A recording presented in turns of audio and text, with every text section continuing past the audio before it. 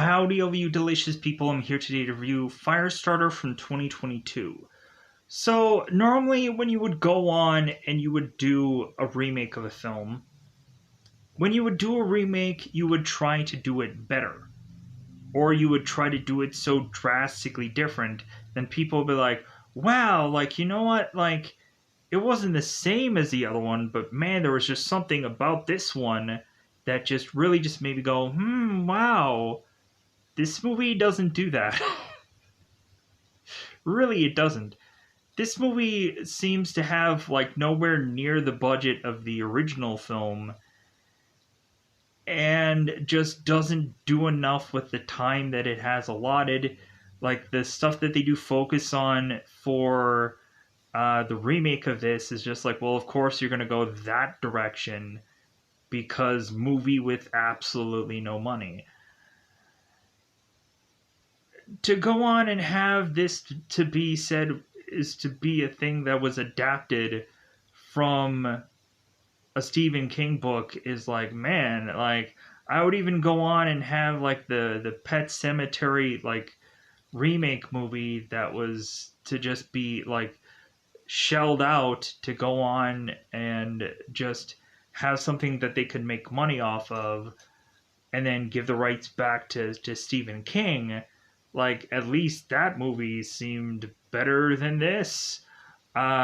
This is just a attempt to just chuck something out there and just be well, hey, here's some credit to a number of these people who were to go on and do this film because it was a portfolio builder for them. How they could have gone on and had enough things to just showcase on a trailer is just baffling to me. So, and with that said, the line delivery that Andy is to give to his child at the end of this, where it's burn it all down, it isn't the same scene. So we have stuff where it's just kind of they must have had a whole possibly different take on this movie that probably might have been way better, but they're just shoving something out there, and that's just horrible. So if you have Peacock, go and conveniently watch this film for absolutely free, and you'll go on and hate it just like I did. If you would rather go on and watch the original movie on HBO Max, I would further recommend that movie because that movie explains this one. That's how bad this movie is. It has to need another film to explain what the heck this is even about. So, because this movie doesn't bother to explain anything. So that's the horrible thing about this thing. So, normally I would go on and even give you a free option to have a number of different apps to go on and see this movie for absolutely free, but this is just not worth that. You can go on to any new release reviews that I've done, probably wait 5 to 10 minutes and hear those apps anyways regurgitated, and eventually just stumble upon this movie through possibly a number of those. But yeah, I would not recommend you trying to seek this out via even a free means. It's just if it's convenient, then watch it. If you want to go on and have a Peacock app just to watch this and maybe Halloween Kills and maybe a number of other things, because you just finally just want to have Peacock, then go ahead. Maybe you want to watch WWE. Maybe you have the WWE thing attached to Peacock or something like that. I don't know. Whatever you do.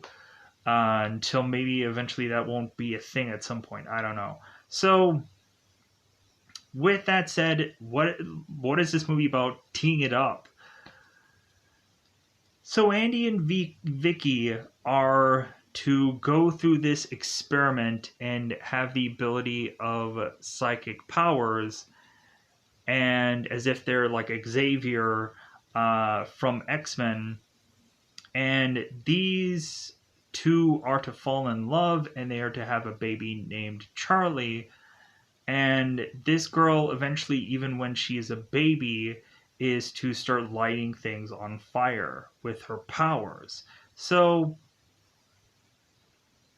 Charlie is to get a little bit older, and it's to seem that her powers are far much more difficult to control or rein in, to the point of now this whole entire family has to escape because there is the DSI company trying to find this family, chase after them, and one little blip on the radar of somebody being of use of their power is to have the chase begin.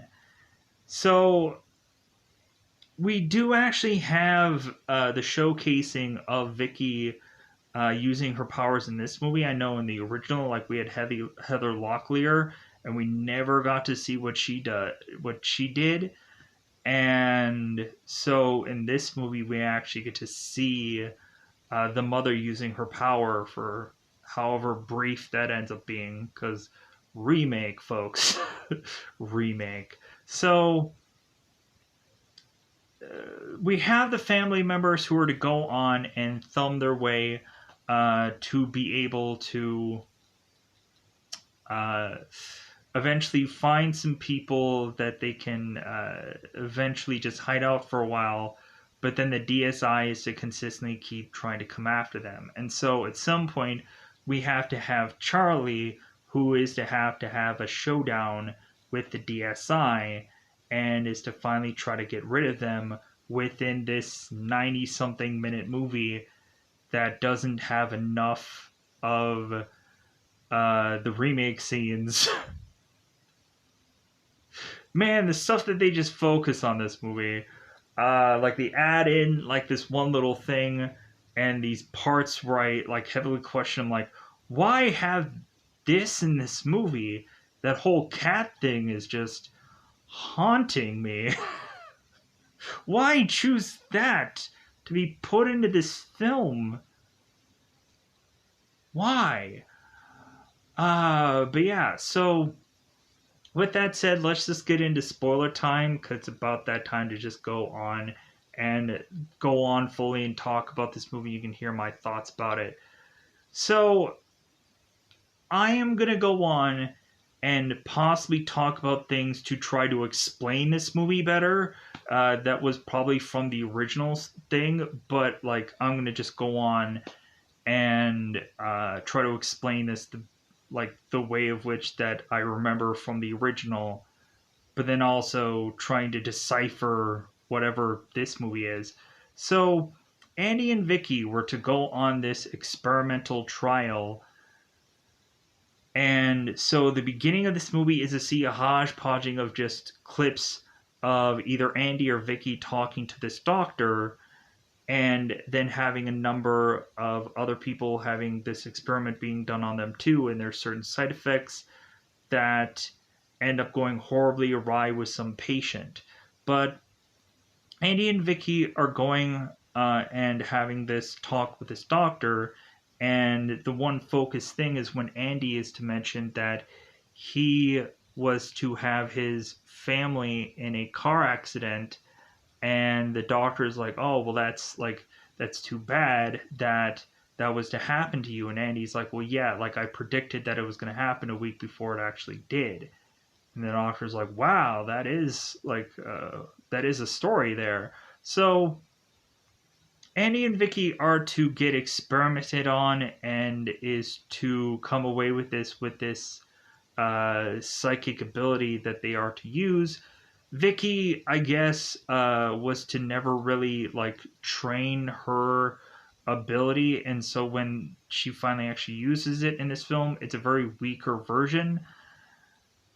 Andy is to go on and be a life coach in this movie, and he is to train people to stop smoking.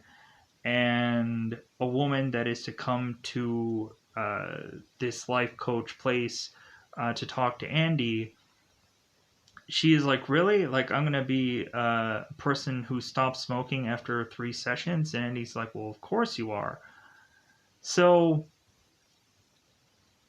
The real reason for that being is that Andy is going to use his neck popping psychic ability to stop this girl from smoking, to just kind of show us what his power is, to showcase his power.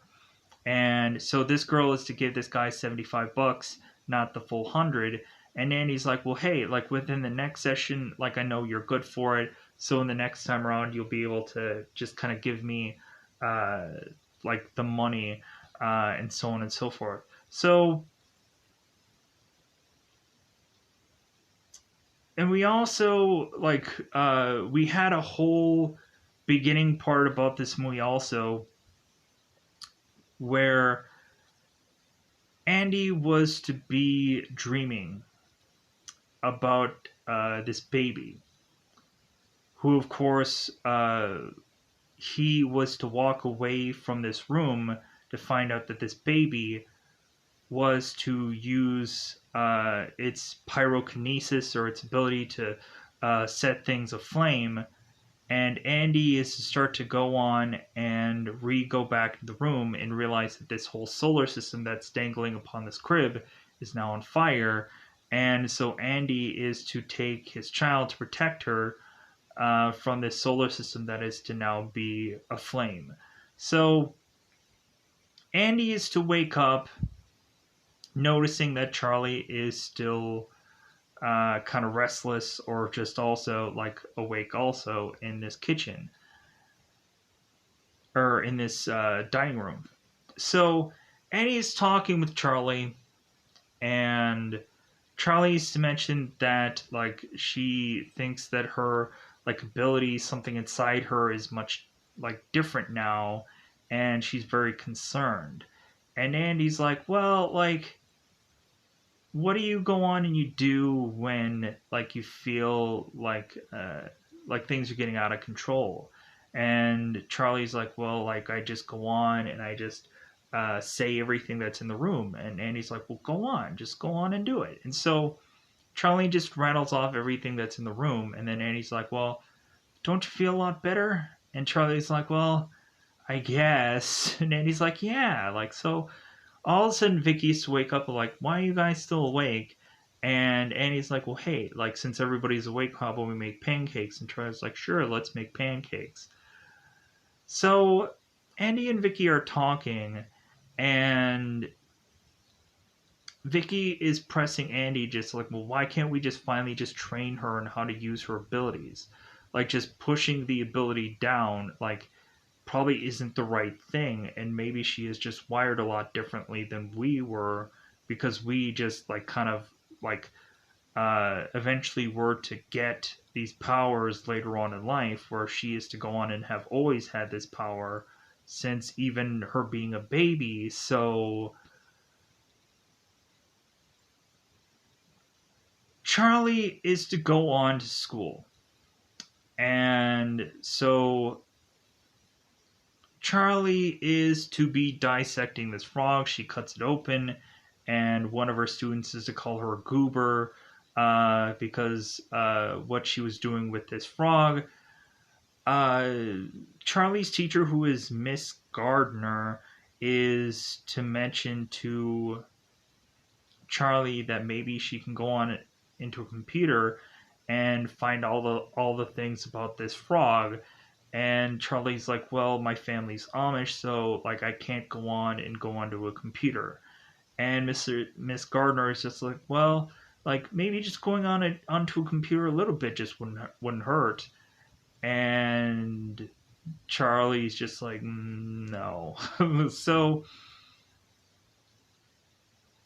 we then have Charlie, who is going into this gym class, and again, the same student who was to give Charlie crap before is to now pelt her with this ball, and then again is to call her a name. So Charlie is to, of course, get so upset now that she goes into this bathroom and is to turn all this water on, and then is to be in this bathroom stall. Miss Gardner, who's a little concerned over her student, is to go to the bathroom and see if, of course, Charlie is okay. And so Miss Gardner is to come to find out that this bathroom stall door is swinging back and forth, and Miss Gardner's like, okay, what the heck is going on? All of a sudden, a burst of flame is to be coming from out of uh, this bathroom stall, and then Charlie is to come out of it. Miss Gardner's like, oh my god. So Miss Gardner is to go and tell the principal what had happened, and so now Andy and Vicky are being involved, and so this principal is like, well, hey, like based on what this girl did to have caused this explosion, like I think there might be like disciplinary actions or anything like that that we might go into doing here. So after that, we have both Andy and we have Vicky that are just like, oh my god, I think we need to go on and just we need to escape. I think the DSI will go on and find us and know about this, and so like we need to go on and get the heck out of here. So it seems that Captain Hollister is to have this satellite feed of this kind of unusual heat signature. And so Captain Hollister is to go on and call up this kind of sleeper agent called Rainbird to go on and find this girl and this family and to try and retrieve them. Rainbird is to, of course, had some history with trying to obtain these people, as well as him also, I guess, having a job in dealing with crap, literally. So Captain Hollister is to go on and speak with Dr. Joseph Wanless, and Captain Hollister is to talk to this guy. And really, the only thing that happens here is Captain Hollister is to give this guy a bunch of these like little pixie sticks, and Joseph is to go on and mention like, wow, like so, like this girl has like probably made her like parents like live in fear for their whole lives, because even when she was a baby, like if they could have like missed a feeding or missed a bottle, like this girl could go on and could have possibly like lit a teddy bear on fire because of something that her parents forgot about. Or even at points, this girl could have been crying during the night because her parents did not go and like see what was wrong. Like she could have lit the house on fire just because of that. And Joseph is just like, wow, like the potential of this girl and so on and so forth. But like that's all that this guy is really here for, and then we don't see him for the rest of the film. I'm like, what was the point of this?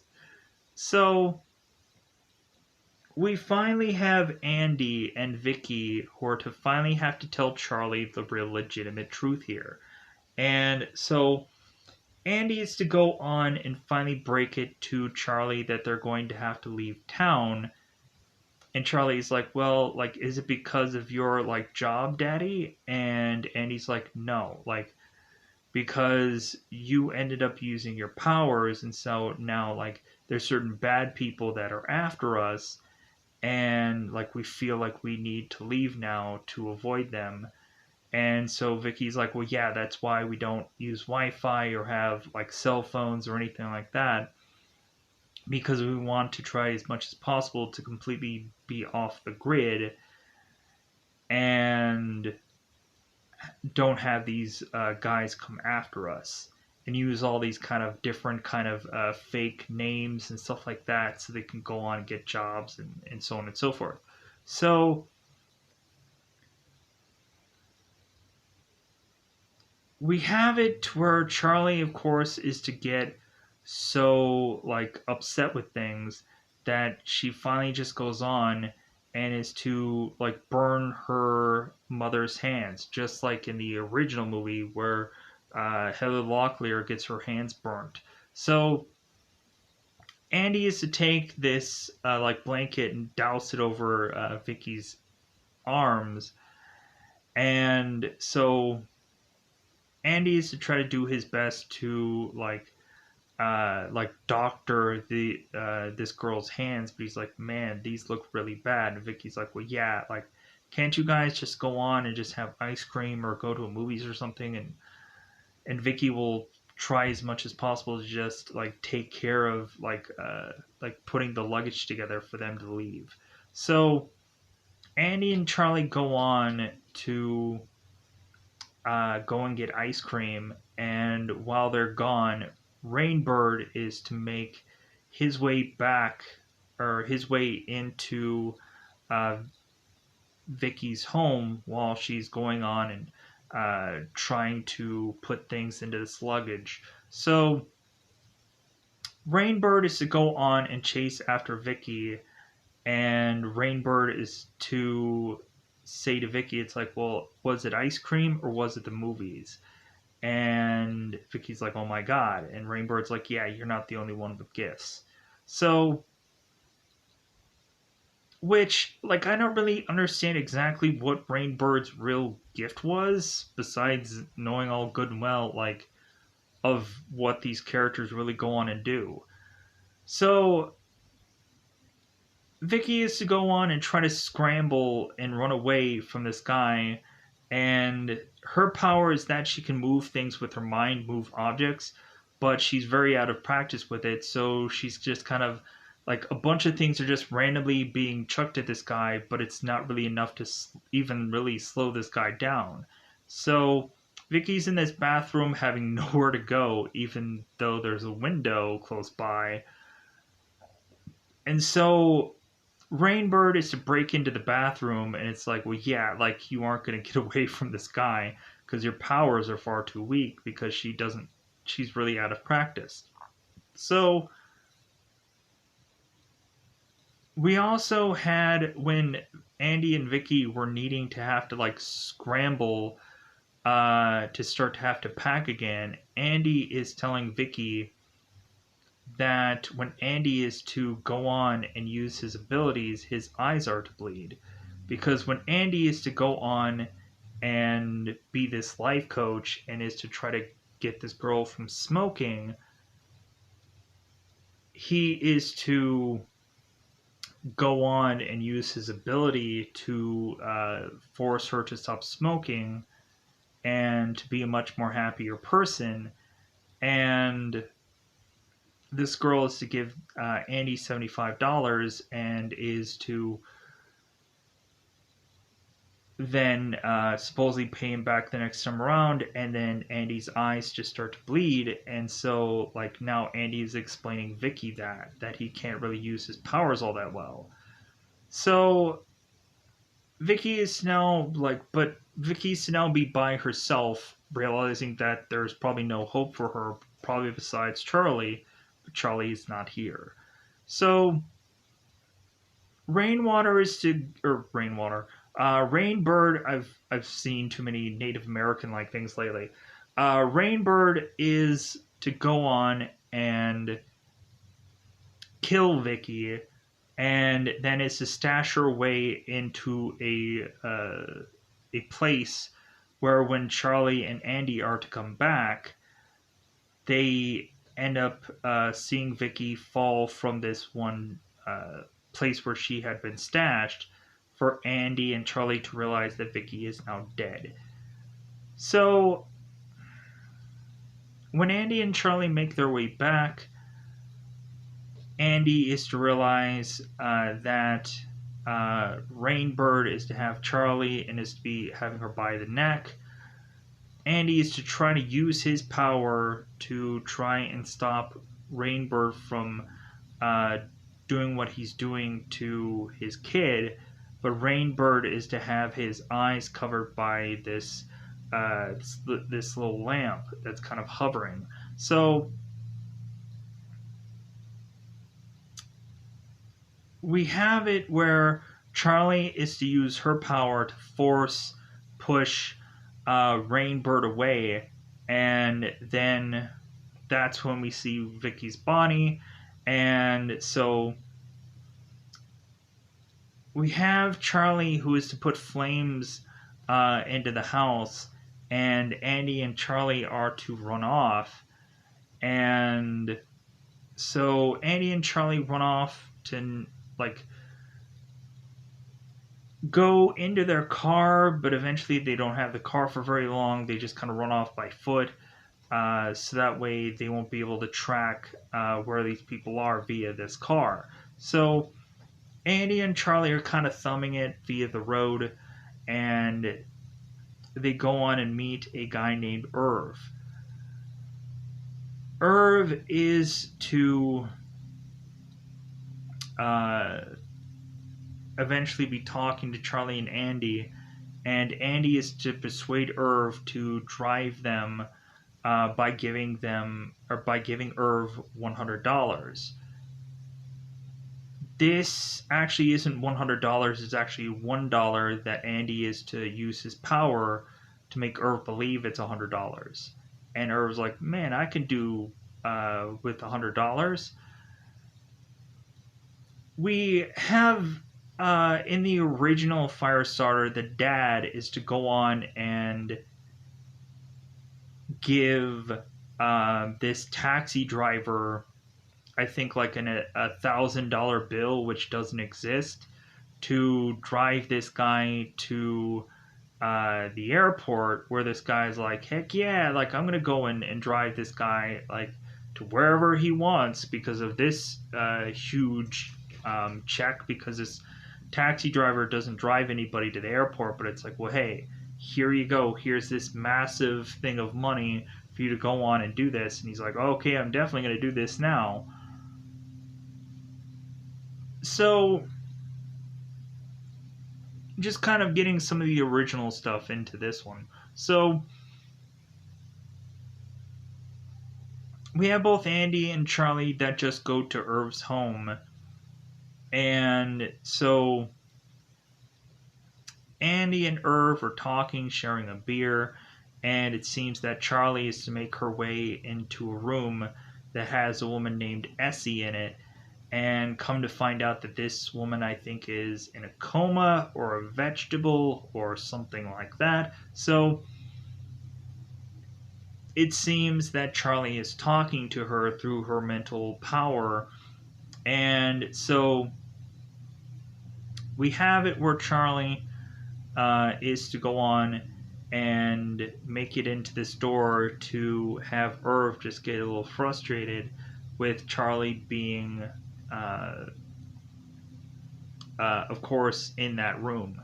And then Irv is to go on and explain like who Essie is, and that they were in a car accident before. And so we have it where both Andy and Charlie are going on and like possibly like getting some like some much needed rest or something along those lines. And so when Andy is to go and re-meet with Irv is to find out on the television that supposedly Andy is some kidnapper, and Andy's like, no, I'm not that at all. Like, if anything, like, don't you realize that Charlie's not afraid of me, that like she like is to not try to like run away from me or anything like that. Like if anything, they're just on the run from these DSI people, and that's really what Andy is trying to tell Irv here. So Irv was to have called the police, and so Irv is to say like, well, hey, I'll just tell the cops that I just made a mistake. So the cops are to come, and so the officers are to speak with Irv, and Irv is to say, it's like, well, yeah, I think I was dream walking, and I was to go on and call you thinking that I saw something that I didn't actually really see. And the officers are like, well, like that might sound like a reasonable story, but we're going to go on and check your place anyways. So while that's going on, we all of a sudden have Rainbird who comes in with this sniper rifle and is to go on and just wipe these guys out, all these officers and Irv.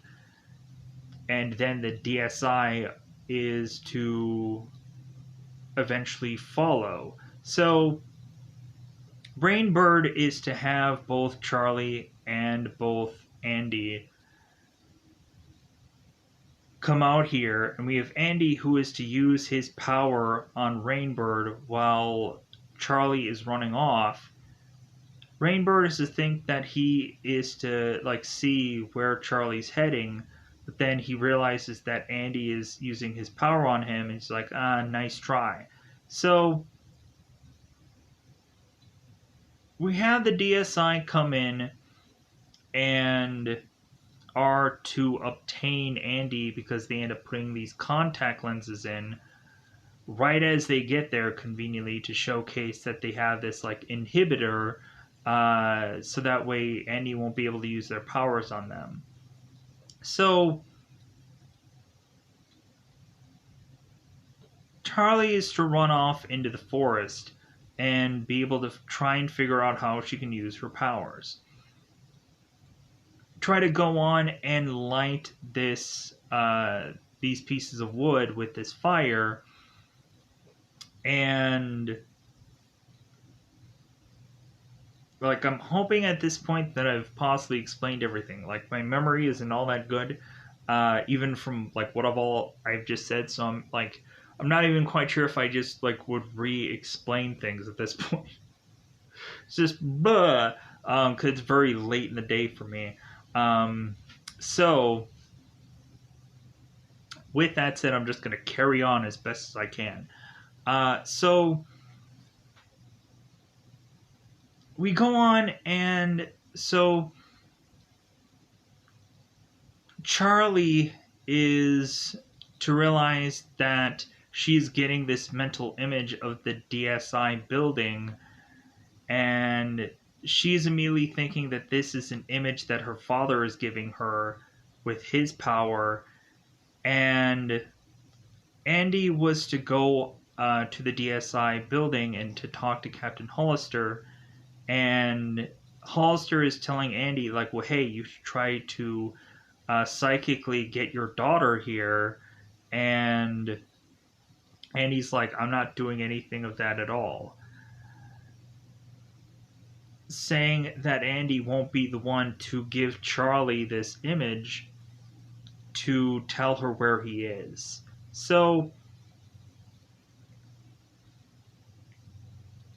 we have Charlie that's to go on and make her way to find these boys with these bikes, and Charlie is to start using her psychic powers to steal things from them, like clothes or sandwiches or just number of items with using her psychic ability, and also ask them where exactly like the shore is so she can go and try to find this DSI building. So they point her to a direction. Charlie is to go on and try to find this building, and so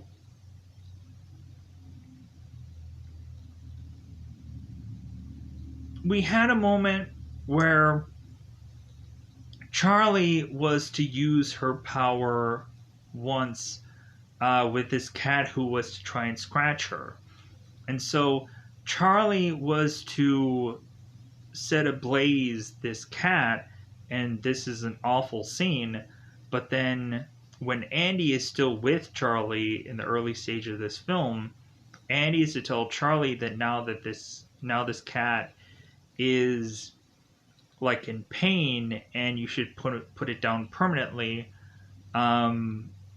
so that way it can kind of like not like be in so much agony for what you did, because you already had made this choice. Now you have to kind of live with it. So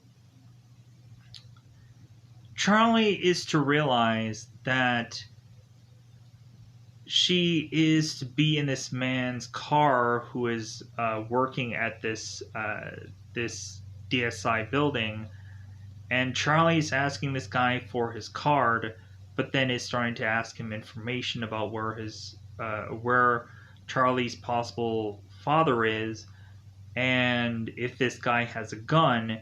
And the guy has to say, it's like, no, I'm just some low level tech guy. And this guy mentions where Andy possibly is, and then is to try and take out his gun. And Charlie says, like, well, hey, you lied. You lied to me. And so Charlie sets this guy on fire. I'm like, why isn't this whole car like blown up at this point? But so this guy is now on fire, and Charlie's like, well, I've already made this decision. Now I have to kind of live with it and now kill this guy. And so that sets off these alarms to just be like, well, hey, like this guy is on fire in here, so kind of like turn on the alarms. Something's happening here. So Charlie makes it through the building and is to slowly but surely have to, at some points, go on and find guards and use her power to have like guns be directed into another person's gun and shoot one another off. Use some of her flame powers to kill certain people, and we have one girl who is to desperately say like, oh, please don't hurt me, please, please. And at some point Charlie has to realize that there's a person behind her, and that this girl was to not tell her anything. And so this girl is like, well, hey, like, you're not going to try to help me. Liar, liar, pants on fire. And then she like torches this girl. But before we get to all of that, we had Charlie that was to find her father in this room where he's being tied up to this chair. And Captain Hollister is now in the room convincing Charlie, like, well, hey, how about you just kind of like work with us? And like, we'll help you. We'll help you like understand your power, and we'll get you to be able to maintain your powers a lot better than your parents ever did for you. And so Andy is to go on and tell Charlie, like, no, like, don't have them convince you to do any of this. And so Captain Hollister is like, well, hey, like, your father can't use his power. Because if he does, like, he'll die doing it. And so to really just finally convince Charlie what to do here, Andy is to use his power one last time and then is to die. And so Andy is to tell Charlie to burn it all down. And so Charlie is to use this power to then roast both Captain Hollister and Andy, because Captain Hollister is saying like, well, hey, like, if you hurt me, you'll also hurt your father. And so since now Andy's dead, it doesn't matter. So Charlie uses her power to burn both Andy and Captain Hollister, and then starts to go on this rampage to just kill everyone off, and is to see a number of guys with these like flame retardant clothes on. And so she tries to use her power, but to no avail. But Rainbird is to be in one of these rooms, and he ends up getting free, and so he ends up using this gun to shoot a number of these guys that are in this flame retardant clothes. And then is to go on and put this gun down, is to kind of have Rainbird just say like, well, hey, like, I'm gonna like be here like to help you, Charlie, because I'm like one of these people that are kind of victim, like your father was, kind of thing. So Charlie is to look in this mirror and to see all this blood upon her face, and instead of her going on and wanting to kill Rainbird here because she's tempted, she instead just decides like, well, no, like, I'm just gonna let him be. So Charlie is to continue on the path of destroying this whole entire DSI building, and then is to walk off onto the shore where all these boats are kind of bursting into flame also. So the last thing we end up seeing in this movie is Rainbird is to pick up Charlie and is to go walking off, and that's when the credits start to roll. And so yeah, that's the movie for you. So with that said, I think I'm just gonna get out of here so I can go on and just put this thing out there quickly. Hopefully, I covered everything. There might have been a scene here or there where I might have repeated. I'm sorry. Um, it might just have been all of what I like remembered and whatever. Like really just kind of playing out of me just going on and like blah with this film. But other than that, I think I've covered everything. So I'm just gonna get out of here to make this video as quick as possible. Let me know how you felt about Firestarter, either the original or this remake. If you somehow saw it because you conveniently had Peacock, regardless. Yeah. Other than that, I think I'm just gonna get out of here. Bye bye. Bye bye.